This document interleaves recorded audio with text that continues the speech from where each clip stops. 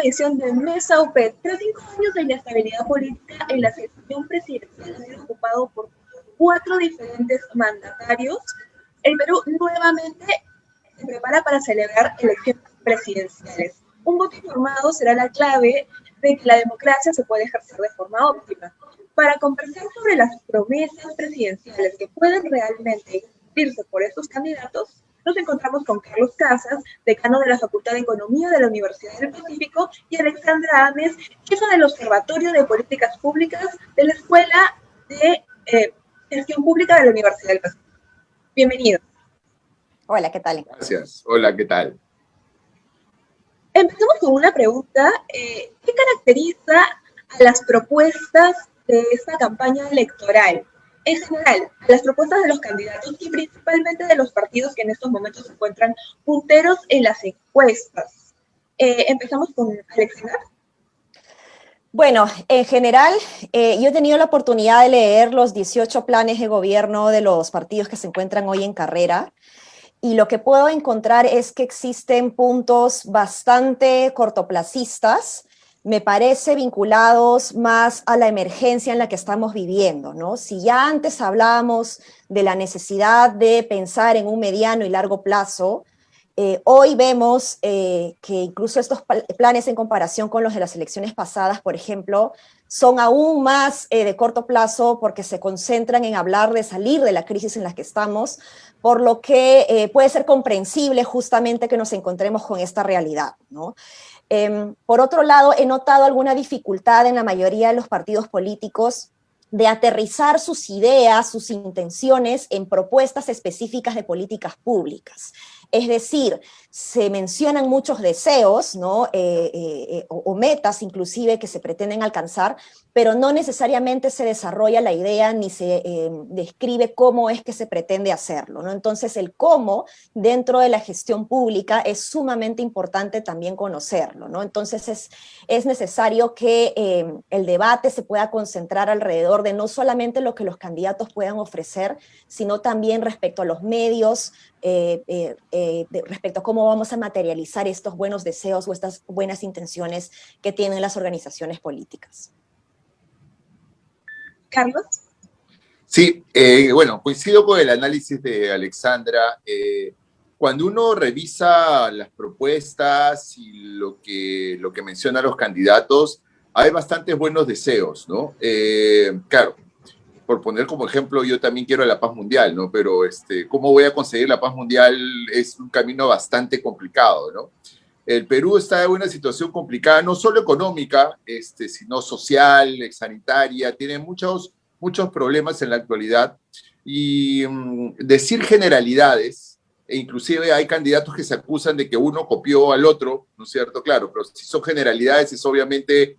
también lo voy a repetir, ¿no? Porque quiero que la economía se reactive o quiero determinada propuesta que no parece insensata. Yo creo que es importante, ¿no? Ahora, también esto creo que tiene que ver con la cultura del país, ¿no? Cuando uno revisa la legislación y vienen analistas o consultores internacionales y revisan la legislación y dicen, qué buena legislación tienen. O sea, el buen deseo puede bajar a una buena ley. Y dice, entonces, ¿cuál es el problema que tiene? Y la respuesta es que nadie hace cumplir las leyes, ¿no? Es un problema de gobernanza que básicamente en todas las elecciones votamos más, creo yo, con el corazón o el hígado más que con la cabeza.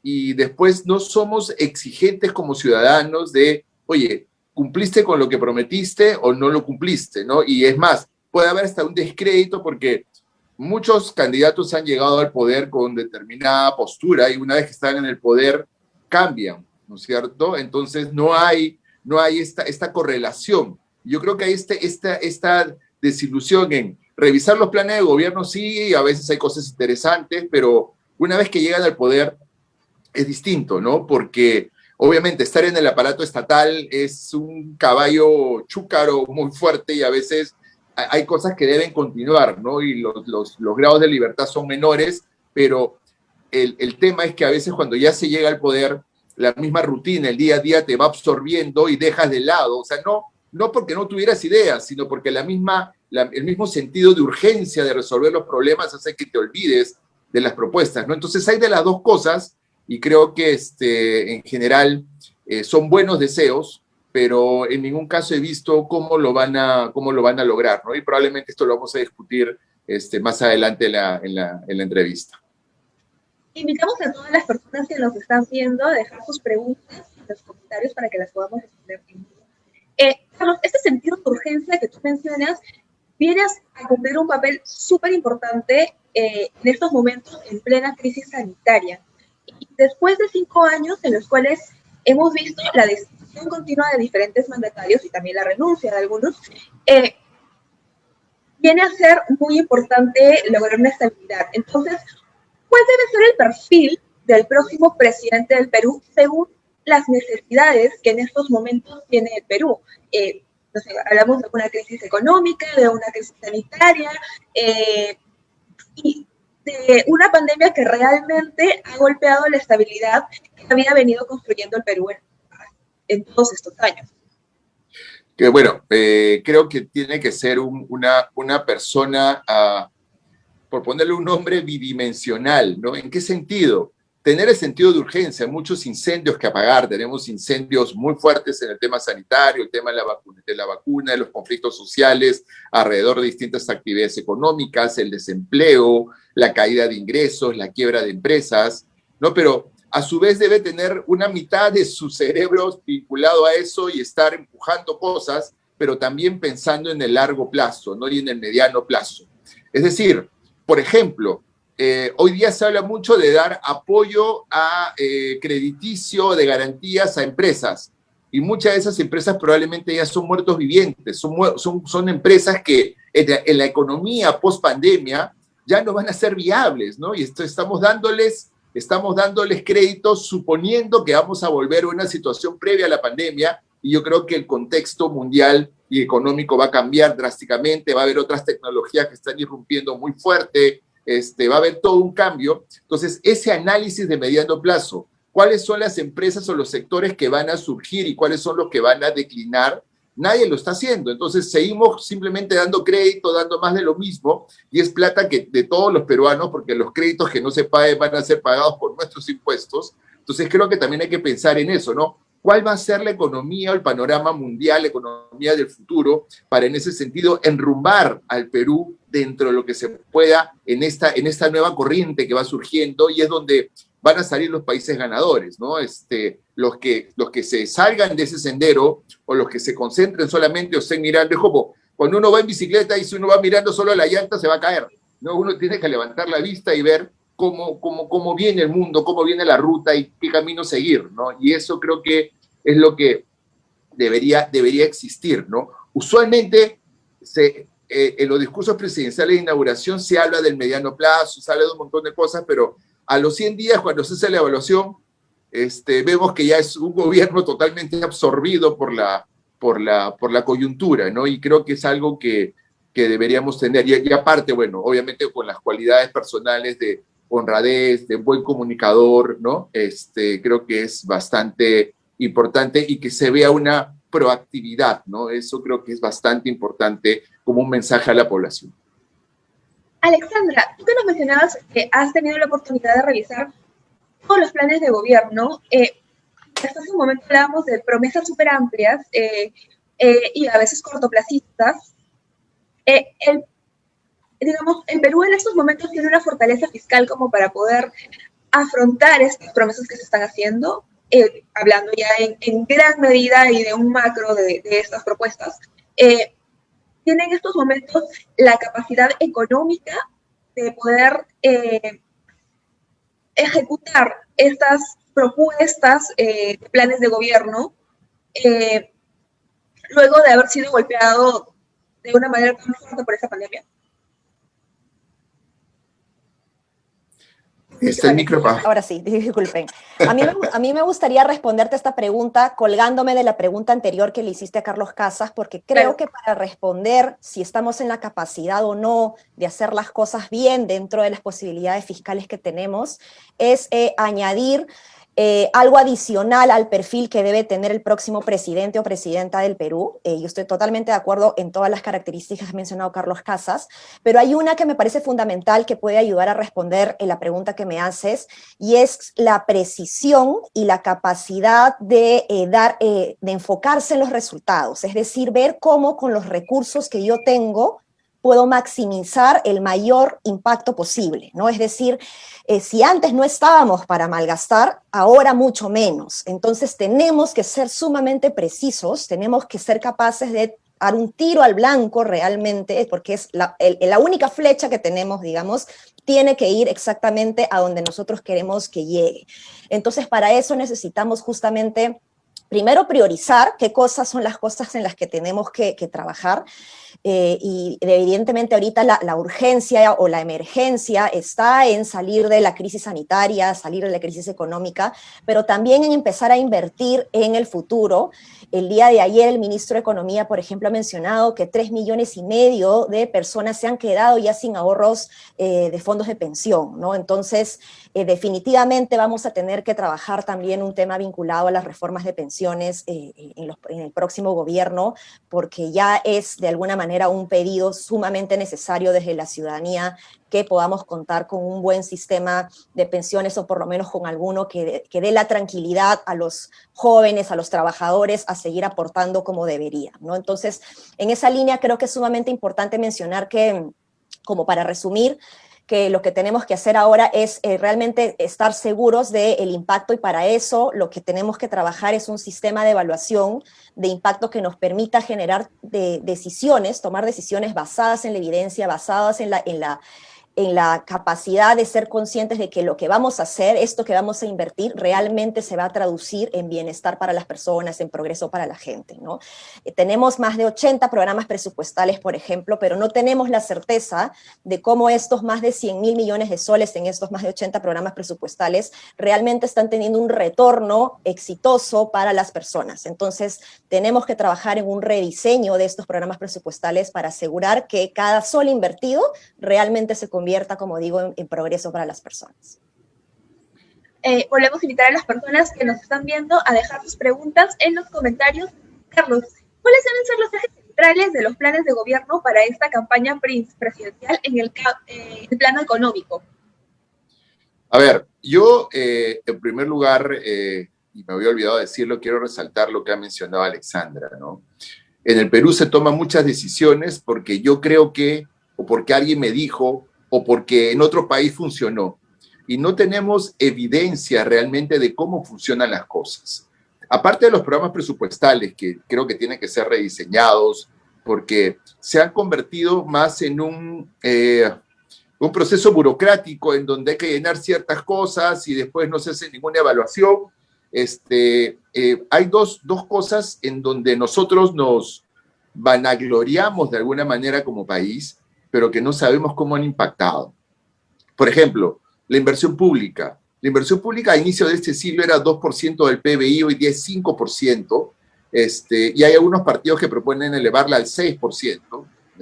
Si logran aumentar la recaudación, perfecto, el tema es cómo se financia, pero no sabemos si esa inversión pública ha ayudado a mejorar la calidad de vida de las personas. Siempre pensamos en la inversión pública como que, oye, eso ayuda al crecimiento de este año, pero la inversión pública no tiene ese rol. La inversión pública tiene el rol de mejorar las condiciones de vida, la accesibilidad, la competitividad de un territorio, etcétera, que les permita a sus pobladores mejorar sus condiciones de vida y mejorar sus ingresos. Y no sabemos todos los millones, estamos gastando como 35,000 millones al año, 10,000 millones de dólares prácticamente en inversión pública. En los últimos 10 años son 100,000 millones de dólares y no sabemos si en verdad han servido para mejorar o no mejorar. Hay un tema muy claro también con la descentralización, uno de los temas que para mí es, digamos, bastante cercano, y también se ha dado un montón de dinero, hay más canon, más transferencia, más competencias, pero no sabemos si la descentralización ha funcionado o no, o sea, ha servido o no ha servido para mejorar la calidad de vida de las personas. ¿Y esto por qué? Porque de esto se aprende y vamos mejorando las políticas públicas, ¿no? Entonces, creo yo que este rol que se debe tener de estar un presidente o el centro de gobierno que esté al costado del presidente, monitoreando permanentemente, teniendo indicadores, aprovechando en hacer estas evaluaciones de impacto, que aquí sí quisiera aprovechar para, muchas veces políticamente se ataca esto. ¿Por qué? Porque para hacer una evaluación de impacto hay que contratar una consultoría a un ente especializado, porque el Estado no tiene la capacidad. Entonces, al final lo que terminan diciendo es cero consultorías. Entonces, si cero consultorías, hay consultorías que se necesitan, sino que ha sido mal utilizada y al final terminamos teniendo problemas. O sea, cuando uno hace un programa, por ejemplo, con un organismo internacional, 10% del presupuesto se destina a evaluación y monitoreo. Es decir, que haya una evaluación, indicadores y al final hay una retroalimentación que te permite ir mejorando. Yo prefiero gastar hoy día 10% del presupuesto en hacer evaluación y monitoreo y no seguir malgastando el 90% del presupuesto y tener evidencia y tener resultados que nos permitan a nosotros ir mejorando las políticas públicas, ¿no? Básicamente creo que ese es un punto crucial que todos los gobernantes lo han dejado de lado y a veces, y una de las cosas que me gustaría también compartir a propósito de la evidencia, ¿no? Creo que a nivel del sector público se tiene que hacer una evangelización de qué significa evidencia, porque a veces no lo tienen claro.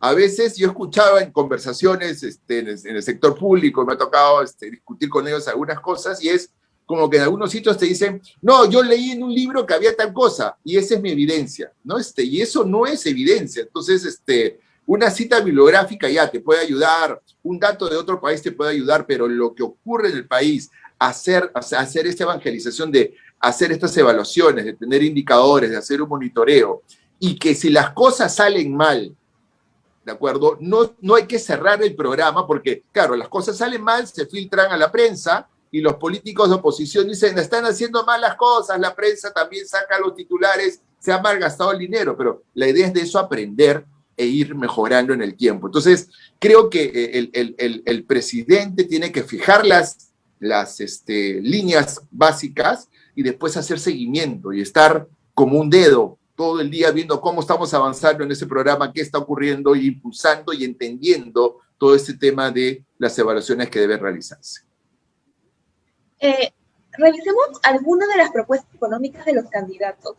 Por ejemplo, ya en el plano exclusivamente económico, Johnny Lescano, Acción Popular, impulsar la reactivación económica creando empleo formal remunerado y así luchar contra la pobreza en el país, fomentar el ahorro interno, otorgar crédito barato a las MIPES, reducción drástica de la informalidad económica. Estamos frente a objetivos que se pueden lograr en 5 años. Mira, ese es justo el ejemplo que mencionaba Alexandra de los buenos deseos. No, yo quiero crédito informal para las MIPES, crédito barato para las MIPES. Sí, lo que tengo que hacer es bajarle el riesgo. Tengo que ir de la mano mejorándoles la productividad. Entonces, no es simplemente decirles, oye, te doy crédito barato, porque al final ese crédito, como tiene un alto riesgo, un componente de riesgo alto, va a terminar no pagándose, va a ser un fracaso ese programa y al final vamos a terminar sin financiamiento para las microempresas, ¿no? Entonces, creo yo que eso también sonaría a un control de tasa de interés y sabemos lo que eso genera. Ahuyenta a los proveedores formales de crédito, y aumenta la informalidad. Entonces, en este caso, cuando se habla del riesgo y las tasas, ojo, las tasas para el microcrédito en el Perú son de las más altas en América Latina. Entonces, creo que ahí hay bastante espacio para, uno, fomentar competencia, que el Estado pueda ayudar reduciendo riesgos, ¿no es cierto?, estableciendo fondos de garantía como lo está haciendo ahora, pero con incentivos que no signifiquen que si te va mal yo lo pago como Estado, ¿no? Sino que en verdad yo les dé las herramientas para que mejoren productividad, para que sean empresas sostenibles y en función de eso lo pueda pagar. Eso solamente con el crédito barato. Impulsar la reactivación económica creando empleo formal remunerado, nadie puede estar en desacuerdo en eso, pero ¿cómo lo vas a hacer? ¿No? Y eso se vincula a lo último que mencionas de la reducción de la informalidad. La informalidad no se reduce de la noche a la mañana. La informalidad implica trabajar en el largo plazo, creando incentivos. O sea, no es solo perseguir a los informales, hay que darles incentivos, mejoras en la productividad, quizás al inicio algún subsidio, pero cosas que les permitan, por ejemplo, mejorar su gestión, utilizar mejores tecnologías, no asegurar mercados. Y a veces hay un problema de información. Entonces, el Estado puede jugar un rol ahí si hay una falla de mercado, brindando esta información, brindando la capacitación para poder mejorar. Pero eso no va a significar que del 2022 ya tengamos al Perú formalizado. Este es un esfuerzo que va más allá de un gobierno, tiene que ser un esfuerzo constante, y a veces eso es lo que quita apoyo a este tipo de políticas, porque como no se va a lograr en mi periodo de gobierno, el resultado lo va a ver el otro, entonces en verdad no lo apoyo. Y estas explicaciones las he escuchado algunas veces, digamos, ¿no? Entonces hay que tener, digamos, bastante énfasis en esto de la informalidad. Es un animal bastante complejo que hay que atacarlo desde distintos ámbitos, ¿no? Y si tú quieres generar todo lo que dicen ellos, hay que reducir la informalidad. Para reducir la informalidad tienes que fomentar la inversión, tienes que mejorar la productividad de las empresas, porque cuando tú mejoras productividad de las empresas, uno, van a contratar más gente, va a aumentar el empleo, y dos, le van a poder pagar mejor a sus trabajadores, vas a tener empleos dignos y con mejores niveles de remuneración. Entonces, como te digo, solo he tratado de resumir todo lo que esto implica un esfuerzo multisectorial y de largo plazo, y claro, yo lo puedo resumir de manera bien intencionada, quiero pensar de esa forma, en estas 3 líneas que hemos comentado, ¿no? Claro, en 5 años. Alexandra, el Frente Amplio propone ayudarle a que la economía peruana crezca en promedio un 6% con una tasa de crecimiento anual del empleo formal de 6%, sustentada en la reactivación, redistribución y diversificación de la economía. ¿Es esto viable en 5 años? Bueno, yo lo que comentaría es por qué no proponer crecer a 10 o a 12 o a 15 o a 20, ¿no? O sea, el papel aguanta todo, creo, y más allá de la propuesta específica que se puede hacer como una meta, espero yo también bien intencionada, tiene que haber detrás una estrategia para sustentar esto que nosotros estamos planteando, ¿no? O que las organizaciones políticas finalmente plantean. Entonces, aquí lo que corresponde es entender bien cómo se mueven las cosas, porque siguiendo, y nuevamente colgándome por tu pregunta anterior, creo que es importante mencionar que a veces las buenas intenciones pueden llevarnos a consecuencias o impactos negativos fatales, ¿no? A veces uno puede tener una muy buena intención de solucionar un problema, pero si no conoces a fondo, si no tienes evidencia o si no eres capaz de evaluar los impactos que estas decisiones podrían generar, el remedio podría ser peor que la enfermedad, ¿no? Entonces, si, por ejemplo, el caso que mencionó Carlos, ¿no? Del control de tasas de interés. Bajo una buena intención de controlar las tasas de interés para que las MIPES puedan acceder a créditos pequeñitos, lo que va a suceder en realidad es que nadie va a querer prestar de manera formal, va a surgir atrás un mercado negro que va a empezar a cobrar tasas realmente inauditas como las que estamos viendo y que solo desaparecen con una buena competencia regulada efectivamente, pero con una promoción de competencia al fin y al cabo formal, ¿no? Entonces, para sustentar ese tipo de metas creo que es importante plantear toda una serie de factores que influyen en el crecimiento económico, ¿no? Desde la competitividad, la productividad. He visto muy pocos planes, he visto que todos, mejor dicho, hablan de la necesidad de generar un crecimiento económico, pero muy pocos hablan de la competitividad, por ejemplo, que es un factor fundamental y casi ausente en el debate de las organizaciones políticas, ¿no? El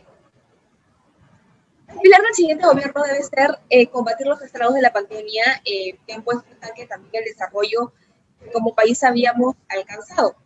¿Cuál es el partido que ha logrado una posición de repente más coherente con los recursos que se tienen? ¿Y qué nos dicen también los demás, en general, los planes de gobierno al respecto? Alexandra. A ver, no me corresponde realmente decir como docente cuál es el mejor plan, de alguna manera, pero en líneas generales creo que todos los planes tienen puntos positivos y también tienen algunas grandes ausencias y algunos puntos negativos, ¿no? O algunas oportunidades de mejora. Entonces, en líneas generales, yo rescato, por ejemplo, propuestas para mejorar la educación, como es el caso de programas como organizaciones políticas como el Partido Morado o el Partido Fuerza Popular, propuestas de mejora de la economía, que también puede estar vinculada inclusive a partidos como Fuerza Popular o Alianza para el Progreso. El partido de George Forsyth también tiene un agapite bastante desarrollado sobre el tema. Sobre agricultura familiar, que es un tema muy poco tratado, el plan de Juntos por el Perú lo desarrolla muy bien, por ejemplo. Entonces, en realidad hay temas que son muy positivos dentro de un plan de gobierno, pero al mismo tiempo carecen de otras cosas adicionales, ¿no? Entonces, creo que es importante que se puedan resaltar justamente los puntos a favor, pero también los puntos en contra en algunas cosas. Y nuevamente, insisto, pueden ser muy buenas intenciones, pero en tanto estas no estén vinculadas a una propuesta específica de políticas públicas, va a ser muy difícil evaluar su viabilidad, porque no sabemos los especialistas, digamos, cómo es que se está planteando llegar a esta solución, ¿no? Tenemos una pregunta del público. Buenos días. ¿Se puede realizar lo que dice el partido Alianza para el Progreso de César Acuña? Dar un bono de 600 soles por un año a 5 millones de familias. ¿Existen estos fondos? Pregunta el público. ¿Carlos? A ver, bueno, o sea, todo es posible. En el mundo, cuando uno analiza, todo es posible, ¿no? Lo importante es ver cuán probable es, cuánto se puede, cuánto daño nos causaría eso, ¿no? Los cálculos son que son 36.000 millones de soles. Eso significaría, más o menos, como está ahora, un quinto del presupuesto de la República. Significaría más que la inversión pública. Significaría, digamos, en un contexto en donde los recursos fiscales están cayendo y obviamente el tema del endeudamiento público también se ha disparado, digamos, está en tasas de las más bajas de América Latina, sigue estando entre las más bajas, pero ha aumentado el nivel de endeudamiento. La única forma de poder financiar esto debería ser, o podría ser, endeudarnos, porque acá es la pregunta siempre que deberíamos hacer a cualquier candidato es cuando propone algo, ¿cómo lo vas a financiar? Que voy a subir los impuestos, ¿ya? ¿Cómo los vas a subir? Si tienes tanta informalidad, si tienes problemas de administración tributaria, ¿no? ¿Te vas a endeudar? Porque es la otra alternativa, ¿no? Entonces, si te vas a endeudar, ¿cómo vas a pagar esa deuda más adelante? Porque el tema de la deuda implica una gran responsabilidad porque son las generaciones futuras quienes van a pagar esto. O sea, estamos endeudando a nuestros hijos, ¿no? Que son los que van a tener que pagar con sus impuestos, con su trabajo, con el esfuerzo, este tipo de cosas. Entonces, yo creo que en este caso debemos tener bastante cuidado. Yo recuerdo una época que hubo un candidato, creo que todavía en esa época era presidente regional en Ancash, que ofrecía un bono con el canon de 500 soles diarios a cada persona, pero mensuales a cada persona, ¿no? Y eso es algo que no podía hacer porque el canon se destina a una cosa y la persona terminó, creo, mal, fue elegido y terminó preso, pero, digamos, este tipo de propuestas son, digamos, bastante atractivas, pero por los resultados que estamos viendo en las encuestas, aunque todavía no hay nadie que se despunte y en estas 5 semanas puede ocurrir cualquier cosa. Esa es la experiencia que tenemos y todo el mundo está medio apático. La última semana los miedos, las filias, etcétera, van a hacer que el voto se decida, pero digamos, no es que haya pegado mucho en la gente y son el tipo de propuestas que son propuestas populistas en el sentido en que no se pueden financiar y hay que focalizar a quiénes se les va a dar, ¿no? Tenemos que desarrollar e ir mejorando estos sistemas de reparto de bonos, que es, digamos, lo último que deberíamos hacer, ¿no? En casos de emergencia, lo último que deberíamos hacer e ir más a políticas mucho más proactivas de desarrollo empresarial, de mejora de productividad, ¿no? De reducción de la informalidad, pero en un sentido integral y no solamente bajar impuestos, ¿no? Algunos dicen, para reducir la informalidad hay que bajar impuestos o hay que dar títulos de propiedad. ninguna cosa por sí sola sirve. Esto es algo que es multidimensional y en el que hay que trabajar de una manera bastante amplia. Para mí, el cáncer del Perú es la informalidad. Y lo que tenemos que resolver, atacar, es ese problema, porque eso nos va a permitir tener empresas más productivas, aumentar la recaudación tributaria y contar con los recursos para poder hacer todo lo que el Estado tiene que hacer. Y también integrar al ciudadano, ¿no? Porque el ciudadano se siente como desvinculado del Estado, porque dice, yo vivo en el sector informal, yo me genero mi ingreso, yo estoy solo, y yo sé que estoy solo, entonces lo que haga el Estado, como que, bueno, que lo haga, pero a mí no me toca porque yo bailo con mi propio pañuelo, ¿no? Entonces creo que tenemos que romper eso y tener una mayor presencia del Estado, un Estado más presente. Muchos dicen, hay que reducir el Estado, hay que reducir la burocracia. Pero si uno quiere controlar un territorio que tiene 1.895 municipalidades, 195 provincias, debes tener presencia del Estado en todo el territorio. Y eso implica tener más gente y tener más recursos para que justamente el Estado llegue hasta donde debe estar. El Perú no solamente es Lima, Trujillo, Arequipa, sino que el Perú es mucho más y es una obligación del Estado tener presencia en todo el territorio. Gracias, Carlos. Tenemos otra pregunta del público, Alexandra. ¿Qué rol creen que debe tener el siguiente Congreso? ¿Será una fuente inacabable de mayor incertidumbre? Bueno, el Congreso ideal es aquel Congreso que esté lleno de personas que estén dispuestas a debatir, no para ganar el debate, sino a debatir para llegar a consensos.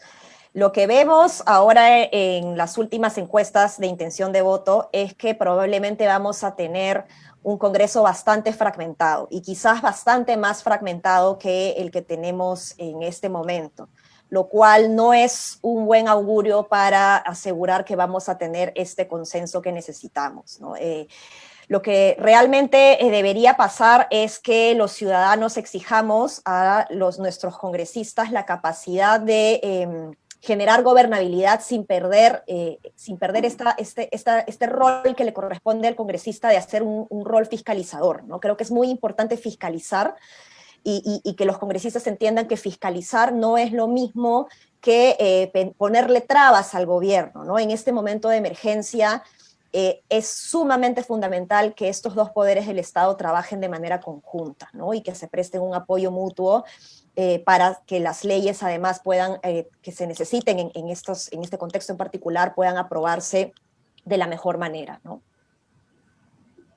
Uno de los aspectos sobre los que más proyectos de ley se generaron en este Congreso es el de pensiones, especialmente desde la bancada de Acción Popular.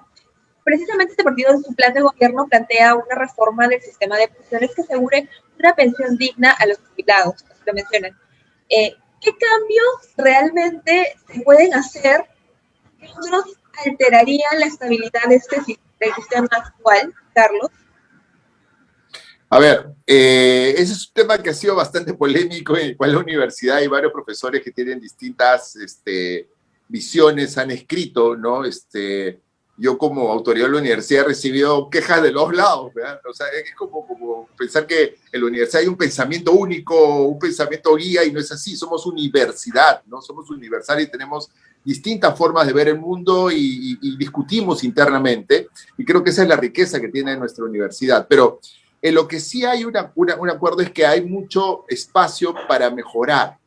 Y yo creo que acá hay varios responsables de la situación a la cual se ha llegado, ¿no? Uno, digamos, hay una comisión de reforma de pensiones que se ha demorado la eternidad de sacar pensiones, que la gente lo ha percibido como que las AFP han estado engañando a la gente, haciendo que se retrasen las modificaciones que deberían hacerse.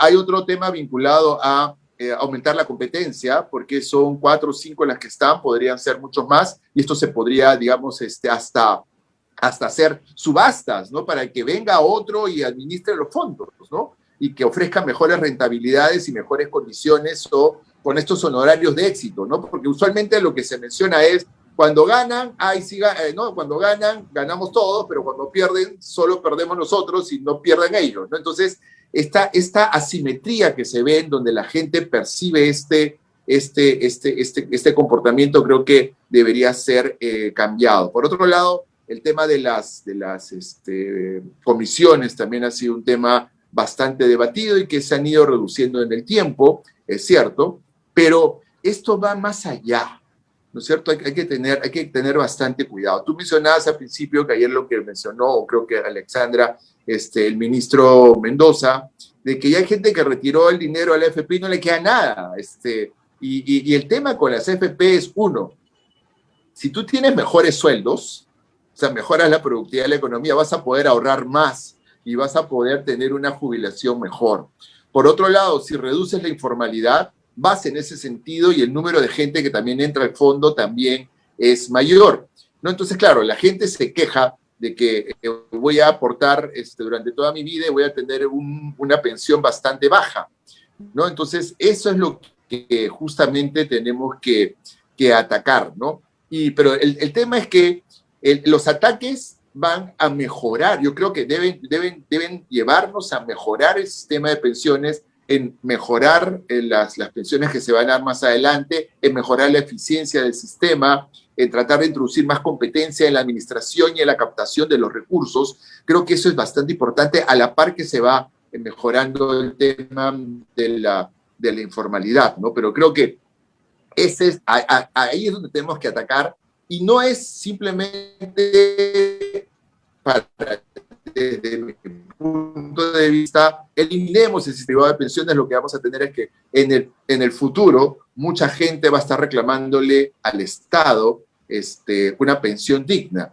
Y este es un problema intertemporal, como decimos los economistas. No es como que tengo los beneficios hoy día y después ya veo pues más adelante qué pase, ¿no? Y claro, eso se ha acentuado con los problemas del COVID, donde la gente ha perdido ingresos y ha perdido empleos. Entonces, más adelante, todos van a ser carga para el Estado porque todos van a pedir tener pensiones. Hay pensión 65, es cierto, pero es una pensión muy baja y para personas en extrema pobreza, ¿no? Entonces, creo que el punto principal es cómo aumentamos, rentabilidad, mejoramos la competencia y reducimos la informalidad y también la eficiencia en el manejo de los fondos, ¿no? Creo que ese es un punto que para mí es clave, y hacia eso tiene que avanzar las discusiones, el debate, ¿no? Y no tan politizado como está ahora, porque claro, el malo de la película en estas circunstancias es la AFP, ¿no? Y acá parafraseo a profesor Castellanos de la universidad que dice, mira, no es tu mejor amigo, pero es tu único amigo, ¿no? ¿Sabes? Tu único amigo que tienes, o sea, no es tu mejor amigo, pero es el único que tienes, así que, digamos, trata de mejorar la relación con él y no lo elimines, ¿no? Porque al final puedes terminar peor de lo que querías estar, porque claro, hoy día por consumo presente yo saco toda mi plata, pago todas mis deudas, hago todo y al final me quedo en nada, ¿no? Y de ahí tengo que empezar a reconstruir ese fondo, y si alguien ya está en sus 50, en sus 60, es muy difícil que reconstruya ese fondo, y cuando pase a ser jubilado o pase a retiro, no va a tener dónde obtener alguna pensión, ¿y qué es lo que ocurre? Este sistema que creo yo es injusto en el país, donde los hijos ven por los papás, ¿no es cierto? Y así se va, y ese es el sistema que tenemos, en el fondo son los hijos quienes terminan viendo por los papás, y así más adelante, y eso impide, digamos, el despegue económico o actividades de mejor productividad, porque uno siempre tiene que estar viendo por sus papás. Y está bien, uno siempre tiene que ver por sus papás en todo sentido, pero también sin sentido económico tiene que mantenerlos. Creo que es un tema de injusticia intergeneracional, ¿no? Entonces, yo creo que en este caso, si alguien puede generar un fondo que le asegure una pensión digna a una persona, eso libera recursos. Imagínate un hijo que no tiene que estar preocupado económicamente de sus padres, va a tener mucho más posibilidades de ver el futuro y no estar mirando para atrás, ¿no? Creo que eso es bastante importante. Alexandra, respecto a la pandemia, ¿son viables las siguientes propuestas? El Frente Amplio propone regular la actividad privada en la atención de salud, y Acción Popular propone abaratar el acceso a medicinas. ¿Qué tan viables son estas propuestas en 5 años, considerando que nos encontramos en medio de una crisis económica y de salud? Bueno, yo no soy especialista en políticas de salud, ni conozco muchas investigaciones, de hecho, alrededor de la economía o los gastos de bolsillo que hay a partir de la salud que está cargada en los hogares. pero lo que puedo decir es que definitivamente tenemos que reconocer que la salud y la educación son servicios públicos, que pueden estar tercerizados o no, pero que no dejan de ser servicios públicos. Y en tanto sigan siendo servicios públicos, son además un derecho de los ciudadanos acceder a ellos con la mayor calidad, ¿no? Entonces, más que pensar en castigar a los privados, quienes se encargan hoy de asumir este rol, creo que tenemos que pensar en elevar la calidad de los servicios públicos que están totalmente trabajados directamente desde el Estado, ¿no? O sea, creo que, por ejemplo, yendo a un caso más relacionado a salud, pero distinto en realidad, que es el de educación, podemos pensar he visto propuestas en donde se pide acabar con los colegios privados, ¿no? Y estatizarlos. Entonces, antes de hacer una cosa como esta, creo que lo que se debe hacer es elevar la calidad más bien de los colegios públicos para que la gente, los padres de familias, la demanda, digamos, vaya por este otro lado. De esa forma, los colegios privados van a tener que tomar otras decisiones sin que necesariamente el Estado tenga que regularlos tan drásticamente, ¿no? Entonces, es un discurso político que existe y que gusta mucho a la gente, pero que nuevamente esta buena intención, ¿no? O el remedio, como se dice, puede ser peor que la enfermedad, ¿no? Entonces no vamos a tener ni una buena calidad por un lado, ni otra por el otro, ¿no? Entonces no nos olvidemos, los gestores públicos, los tomadores de decisión, los futuros gobernantes y los ciudadanos sobre todo, de que la educación y la salud son servicios públicos, son nuestros derechos, y a nosotros como electores, como ciudadanos, nos corresponde exigir una permanente calidad de estos servicios. Y los gestores públicos tienen que apuntar justamente a elevar esta calidad para que nosotros no nos veamos como ciudadanos obligados a tener que contratar servicios privados y poder contar con servicios públicos de calidad. Los mejores sistemas de salud y de educación en el mundo son también, funcionan en países en donde los impuestos son mucho más altos también, ¿no? Pero también somos conscientes de que esos impuestos están súper bien invertidos en esto que los ciudadanos quieren y que por lo tanto les satisface, ¿no? Entonces, creo que a eso hay que apuntar finalmente, a elevar la calidad de estos servicios públicos. Para finalizar, si desean agregar algunas últimas ideas, Carlos. Bueno, por mi lado, un poco recuperar la fe, ¿no? Diría yo. Hay mucho descontento, hay mucha, digamos, incredulidad por parte del electorado, ¿no? Uno conversa con la gente y en verdad uno ve como poco optimismo para el futuro, ¿no? Dicen, bueno, tenemos un Congreso que va a estar más fragmentado, lo que mencionaba Alexandra, un presidente que no va a tener tanto respaldo, y ya vieron lo que pasó estos 5 años al no tener un presidente con una buena bancada. Mira todas las propuestas que hay populistas, etcétera. Y en todo caso, otra gente que podría haber pensado en apoyar a alguien, pero dice al final todos cambian cuando llegan en el poder, y eso es cierto, porque una cosa es darse cuenta de las restricciones, en el buen sentido de la palabra, que tienes cuando asumes el poder, y obviamente tienes que encauzarte y continuar políticas, pero hay otras en donde sí puedes innovar, ¿no? Yo creo que no se debe perder esa voluntad. Entonces, esta esperanza que creo yo que se debe tener en el país, en seguir creyendo en el país. Uno ya conversa con gente que piensa en sacar su dinero e irse del país. O sea, a ese extremo estamos llegando y necesitamos esos capitales ante esta incertidumbre. Vámonos. O la gente que no tiene la capacidad de hacerlo, como que se siente desprotegida. Entonces, yo bailo con mi propio pañuelo y por tanto me hago un espacio como sea, ¿no? Y creo que eso de alguna manera explica por qué esta cultura de saltarse la cola, ¿no? De entrar primero como sea, yo como sea meto, presiono, empujo, como sea, porque yo quiero llegar primero, porque yo sé que no voy a recibir nada, así que no peleo por eso, ¿no? Entonces, creo que tenemos que encauzarnos en canales mucho más institucionales, recuperar la fe en el Estado, y ojalá que tengamos un gobierno que reconstruya esta confianza en el país, ¿no? Porque lo que uno ve, los privados desconfían del Estado, la población desconfía de los privados desconfían. O sea, en general lo que uno tiene es estos tres pilares de la población, las empresas y el Estado. Hay una gran desconfianza, ¿no? Ya había un gran descrédito por todo lo que ocurrió en el pasado, pero es justamente, creo, momento de empezar a reconstruir esas relaciones de confianza, porque hasta económicamente, cuando se coopera entre las personas, los resultados económicos son mejores que cuando no se coopera. Es una de las cosas que nos enseñan y enseñamos nosotros los economistas. Entonces, cooperando, confiando, podemos tener mucho más crecimiento, podemos generar mucho más bienestar para la población. Alexandra.